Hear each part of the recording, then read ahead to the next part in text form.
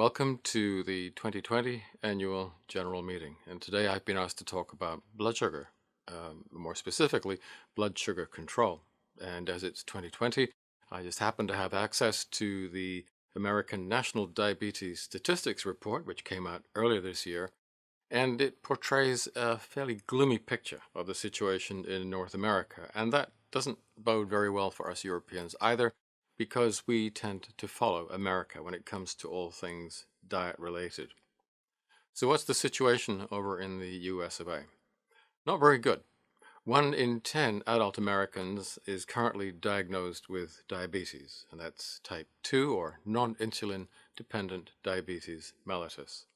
Alarming enough, but that's just the tip of the iceberg, because a further 1 in 3 have been diagnosed with metabolic syndrome. You can think of that as the preclinical precursor to type 2 diabetes. And once you've been diagnosed with metabolic syndrome, most people, unless they really change their lifestyles, within 5 to 8 years will progress to clinical diabetes with all of the risks attendant. The iceberg is larger than that, because both diabetes and metabolic syndrome are underdiagnosed. In fact, they're hugely underdiagnosed.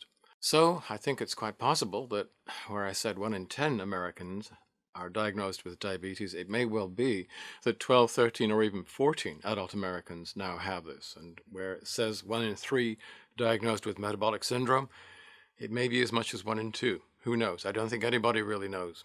We have clues which come from a couple of other areas. If you have metabolic syndrome or type 2 diabetes, you will typically have other kinds of problems, including non-alcohol related fatty liver disease, and the figures for that appear to be about 1 in 4 at the moment, and you will very commonly have hypertension. Other problems as well, such as problems with plasma lipid profile, but according to the CDC data from last year, 1 in 2 American adults now have clinical hypertension, an astonishing figure. And then if you add in the people who have preclinical hypertension, just a little bit below the hypertension cutoff, but they are moving in that direction, you have to throw in a lot more people besides.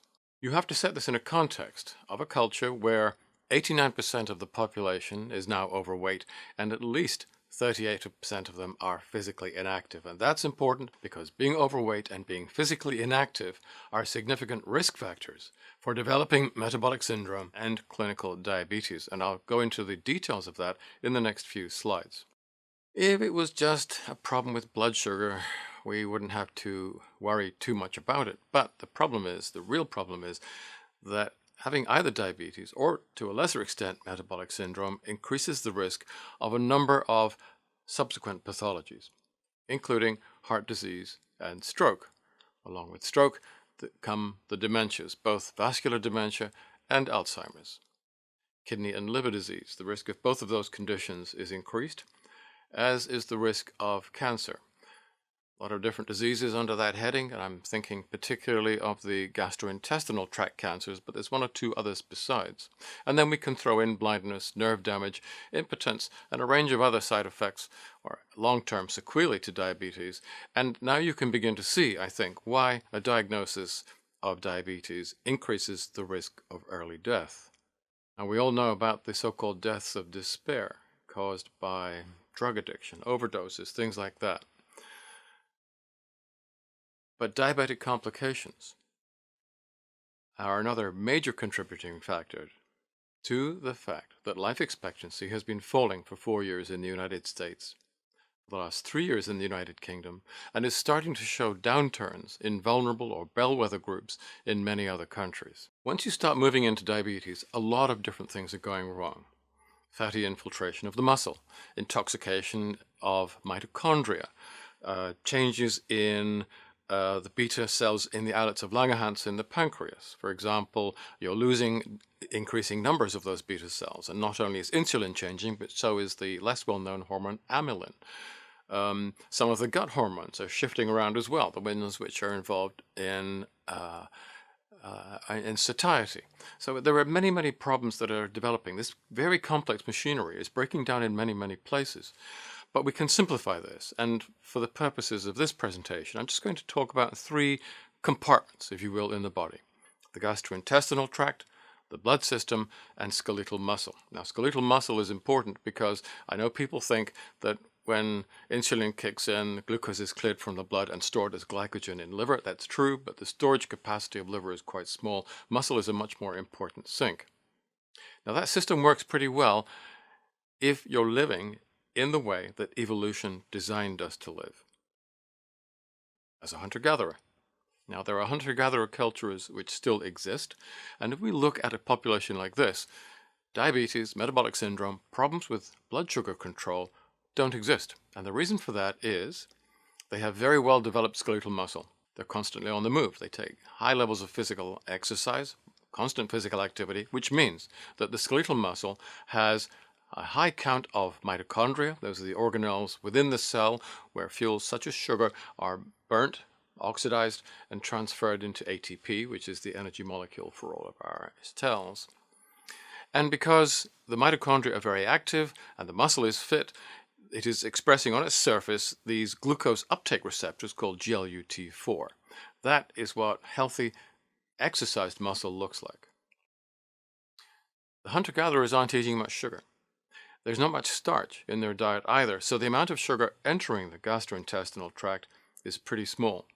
Moves into the blood, and there you've got all of these glucose uptake systems, the GLUT4, which takes that glucose, brings it into the muscle where it is consumed in the mitochondria. Very little sugar is left in the blood, just enough to be able to continue to function. This is not a blueprint for diabetes. But if you wander around America, you don't see many hunter-gatherers left. What you see are people like this. These are gamers. They don't get much physical activity. So when you look at their skeletal muscle, what you see is a reduced activity, reduced levels of mitochondria, reduced expression of these GLUT4 receptors. This is under-exercised muscle. But they have another problem as well. And the other problem is that they're eating huge amounts of sugar.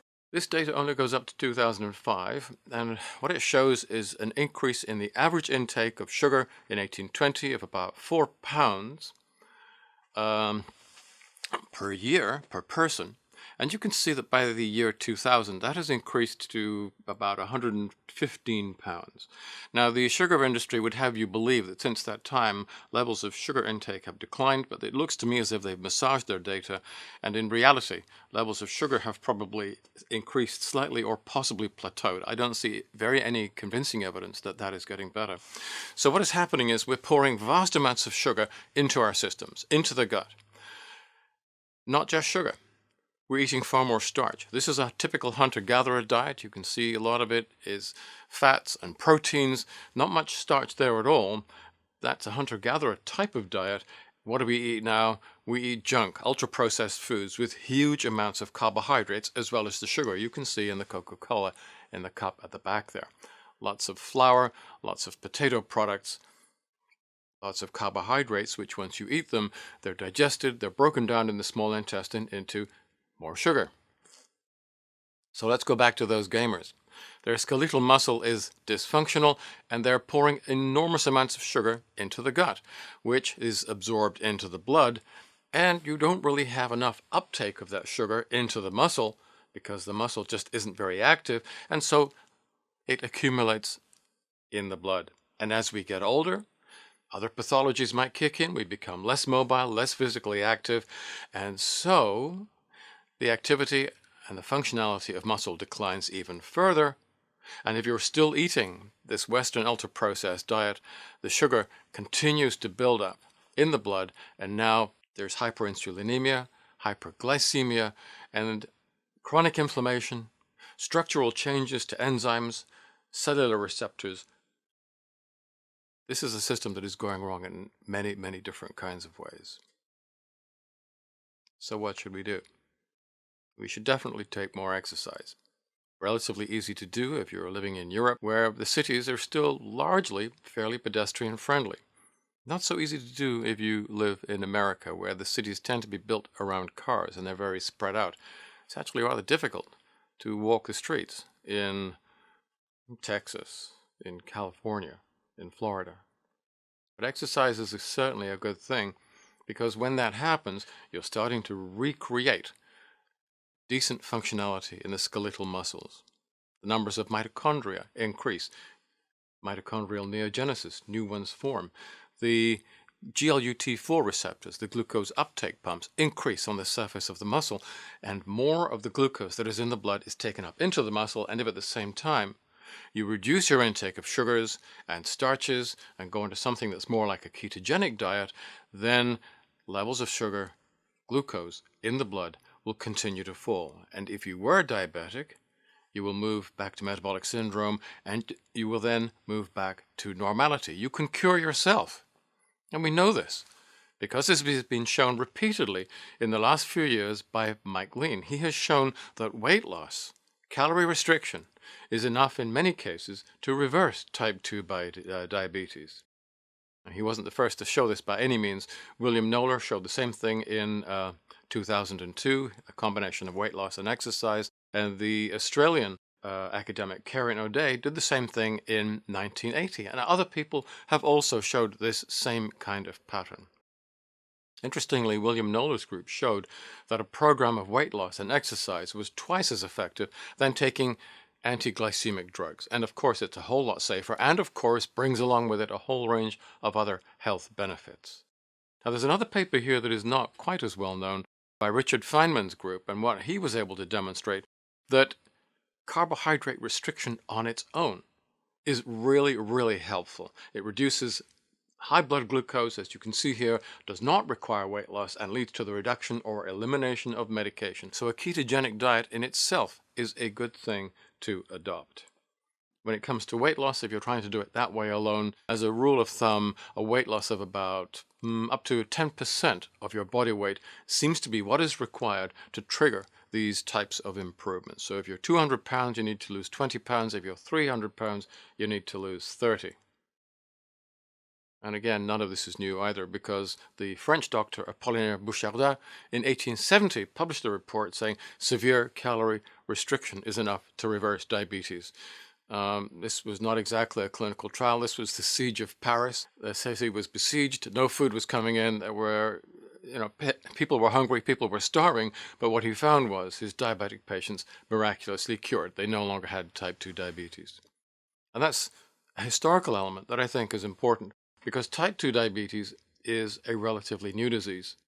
And one of my specialities is the study of mid-Victorian England, the period between 1850 and 1900. And we know that in that population, which had a life expectancy very similar to our own, type 2 diabetes was actually vanishingly rare. The same was true in North America. The great American physician William Osler in 1892 reported that in the patients who had been through Johns Hopkins that year, 35,000 patients, a mere 10 of them had type 2 diabetes. And if you look at the textbooks of the time, you will find that in the chapters on diabetes, 90% of the text is about type 1. There was a little, a small section on type 2, but it was a fairly small section because there just weren't very many of those types of patients. So to come back to the machinery, because now we can start to think about additional factors we can add to this kind of weight loss, calorie restriction, carbohydrate restriction kind of input, which is a very good place to start. Over there on the top left, you can see the molecule of insulin binding to insulin receptors in the cell membrane. That's that bilayer across the top third of the slide, which, as you know, is a lipid bilayer. And then over on the right, you have the glucose uptake receptors. And once the insulin has bound to the receptor, you have an enzyme called tyrosine kinase, which is activated, leading to very, very complicated sequence of events, which eventually results in the expression of more of these GLUT4 receptors. Now, that membrane that the insulin receptor is embedded in is a lipid membrane, and it has been shown that by taking omega-3s, you can improve insulin sensitivity in metabolic syndrome, possibly in clinical diabetes as well. And it is thought that the way in which that is working is that as the omega-3s are built into the cell membrane, they actually change the environment that the insulin receptor is built into and change the structure of the insulin receptor itself, making it more sensitive to insulin. So this is something you can add to your weight loss, calorie restriction, exercise program. And then going back to that machinery, it is very complicated. We know cofactors are needed to support the chain of events that goes from the insulin receptor to the glucose uptake, and they include chromium, zinc, anti-inflammatory agents in general, and possibly vitamin D playing a role in there as well.